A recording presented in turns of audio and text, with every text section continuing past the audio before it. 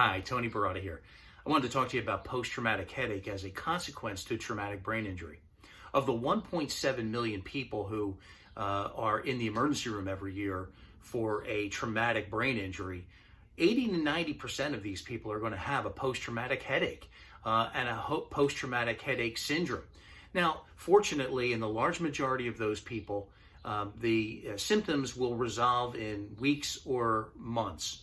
In a small percentage of people, however, the headaches will continue for a long period of time. So the problem there's two issues. One, trying to prove the connectedness of that headache to the brain injury, and two, how do you treat it?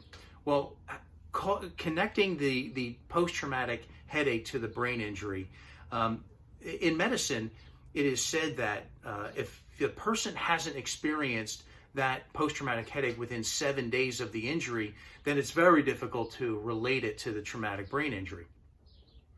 However, in my experience, I've seen my clients begin to suffer the effects of their post-traumatic headache syndrome many weeks after a traumatic brain injury. And why is that?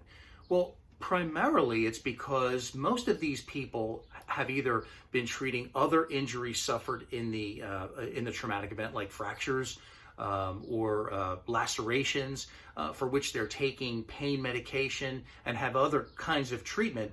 So it's not until those injuries begin to resolve that they begin to experience the effects of the post-traumatic headache. Secondly, oftentimes the people who have these post-traumatic headaches that last a long period of time or start more than 7 days after the event is typically people who have had a prior history of headaches.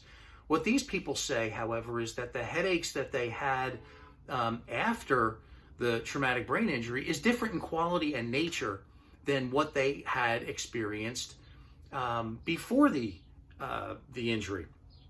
So we give our clients what is known as a headache log, so they can record and draw on a piece of paper, on a picture of a head, exactly where they're feeling the headache, how often they're feeling the headache, the intensity of the headache, and then to take these headache logs to their treating doctor, and the treating doctor can then address it. Now, how do you treat these post-traumatic headaches? Well, medical science is frankly limited still.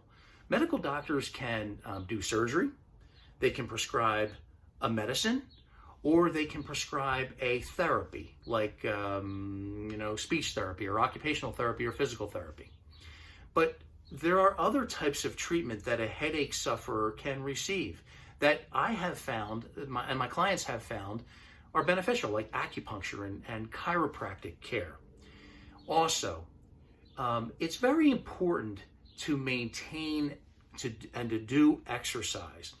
Exercise increases, obviously, the heart rate and increases the amount of blood flow and oxygen to the brain. So I encourage my clients in all of these instances to think outside the box and ask their doctors to think outside the box. My name is Tony Baratta, and I hope this has been helpful.